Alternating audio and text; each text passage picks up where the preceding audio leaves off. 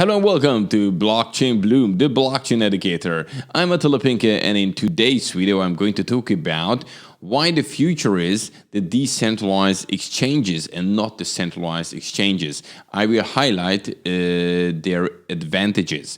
The second news will be that about 23% of the S&P 500 belongs to 5 companies.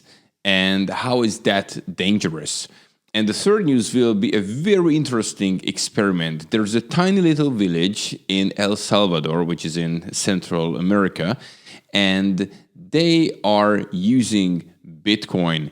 And they have a fascinating story, and I'm going to share this story with you guys. So all this in today's video, and if you haven't subscribed to this YouTube channel but you're interested in cryptocurrency and blockchain, then you definitely should subscribe here down at YouTube, and next to it press the little bell so you get the notifications as soon as these videos are out. I usually put these videos on YouTube every weekday, so from Monday to Friday you get every day a new video around lunchtime Central European time, and you can also follow us on Facebook, Twitter and Instagram. And now when we're looking at the market and Bitcoin, we don't see big moves here in the top 10. You know, Bitcoin is around $9,215 at the present, and it's a plus 23% in the last 24 hours. Again, nothing major as we got used to it over the weeks. Now we have today's winner is Ampliford. And if you do remember, I did talk about this token. It started to drop 2 days ago and it went down significantly. So on the first day about 50%, and the second day it kept going down. And in yesterday's and before yesterday's video, I talked about that this could be a good entry point sooner or later, but you have to wait until it bottoms. And its bottom was around, now it's $1.73. It was around $1.4, something like that. And since then, since yesterday, it's coming back. And look, it went up 20%. So if you were, if you waited enough, then now you could make a nice profit. And then we have Kava, also great project, 90% in plus, and Synthetic Network, 16% in the last 24 hours. When we're looking at the losers, Flaxacoin, this time minus 21%, Nexo minus 9%, and Ravencoin minus 7%. And let's move on to our first topic, when I would like to show you the advantages of DEXs, which are the decentralized exchanges. And I find a great tweet on from Ivan on Tech, and he summarizes pretty well what are the advantages of the DEXs. And let's go through, even if it's not all the points, but the major points he highlights out, because I'm quite agree with him. So first of all, there is no KYC, so know your customer. You know, you have these centralized exchanges, and then you have this long process to fill in all these information about you, and then you have to wait till they confirm. You know, it's just like a hassle. And no way to deposit. You don't have deposit basically because you can connect your wallet directly to DEXs and use your wallet for the transactions. You don't have to deposit. This is also very good. New tokens. This is a key feature of DEXs. What's happening nowadays is that the new tokens, when they are out, usually they get listed first on DEXs, especially on Uniswap. It's a very great platform. I can show you here. Look, this one is Uniswap. And it's a very simple to use. You can just connect it with your MetaMask. And, you know, for example, Comp was also launched there. And so many other new cryptocurrencies, new tokens, as soon as they're out. Because what's happening with centralized exchanges? these companies who come up with these tokens, they really have to beg to get listed, and it takes ages. And they make a lot of take the take one part of the profit and all these things. So centralized exchanges look a bit old school compared to decentralized exchanges right now. Therefore, when now the bull market is starting and new tokens are coming out, it's very likely that they first will be listed on these ones. And we all know that you would like to catch a token at the early stage before it get listed on Binance or Coinbase, because at that time the price is pretty much high and you cannot make that much gain. So it really makes sense to start to use DEXs and make much more profit. And it's a very simple. They don't have these, these typical slide piece puzzles, and no SMS confirmation, no email confirmation. There is no KYC, so these things are not needed. It goes through your wallet, and that's it. They have a very good user interface. When you look at them, it's easy, buy and sell. It's not that much confusion. It's pretty good. Here he continues actually with some of the points. There is lending and borrowing built in, which is also great. And it's what is very massive. It has a global massive liquidity. So it's not a centralized liquidity, which can be, just to one exchange or one bank or whatever. But, it's a global massive liquidity. It's available. So when you look at all these points, the future really looks like that the decentralized exchanges will take over from centralized exchanges, the spot, and more people start to use them because it's simpler, it looks better, and very important, you have massive global liquidity, and you get the newest coins on these exchanges, which is a great advantage if you would like to invest in cryptocurrencies. So that's it, what I wanted to tell you about DEXs, why I think, and also Ivan thinks, and I think many of us, why this could be the future and not the centralized exchanges. Okay, the second topic today is very important when we looking at the top companies in, for example, S&P 500. Then we can see that, look, here this data comes from, it was updated on the 13th of July, so just 2 days ago.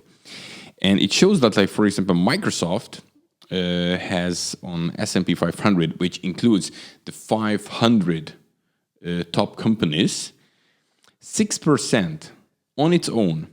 And then we have Apple with 5.8%, and then we have Amazon with 4.5%, Facebook 2.1%, and Alphabet here twice with 1.6 and 1.7, and then after that, Johnson & Johnson 1.5, and you can see that then the percentage is really decreasing. So what this graph is showing here, that now when you look at these 5 companies, no more, the more than 20% right now, almost 23% belongs to these companies.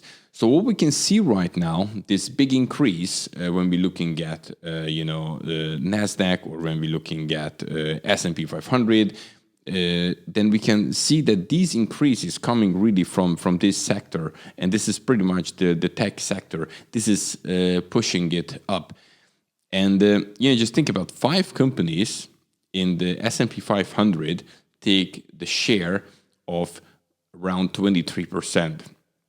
And the rest, which is 495 companies, have they share the another 77%.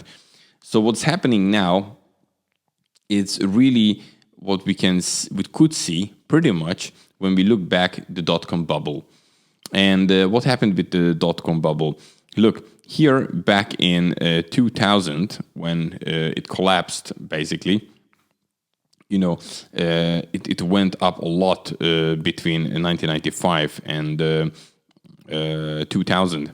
And then, back then in 2000, these companies, Microsoft, GE, Cisco, Intel, and Walmart, excuse me, they had almost the 20%.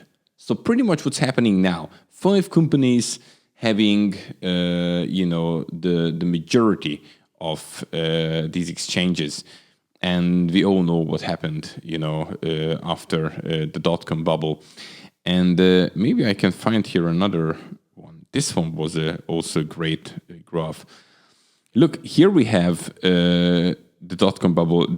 I don't know how well you can see it, but the purple one, this is the Nasdaq. And this yellow one here, it's the S&P 500. So when we see here the Nasdaq, look back here, this was the dot-com bubble, how high it went and how big it came down. Back in Nasdaq, in 2 years, until October 2002, it came down 78%, which is a lot. It lost all its gain, which made basically in that short period of time, which was 400%, actually. And, we come here, and can you see this tiny little thing compared to that one? See, that's the 2008 crash. And now is the scary part coming. Because look, since 2008, that's what we have. So if you think 2008 was massive, the way it fell down, look what is waiting for us here. It went up. This purple one right now is the Nasdaq, and this is here the S&P 500. We had this correction here in mid of March, also in S&P 500. Nasdaq came back and actually went over that, and here S&P 500 it's on its way. And what we see here, as it says, it's nuts, really crazy. Look at the dot-com bubble where it was, how much it fell down. Look at the 2008 crashes, how tiny little thing is compared to this. So I think now you understand why you can be worried. Okay, so now the next topic, it's a very, very interesting experiment. There is a tiny little village in El Salvador. El Salvador is in Central-Amerika. The little village called El Zonta.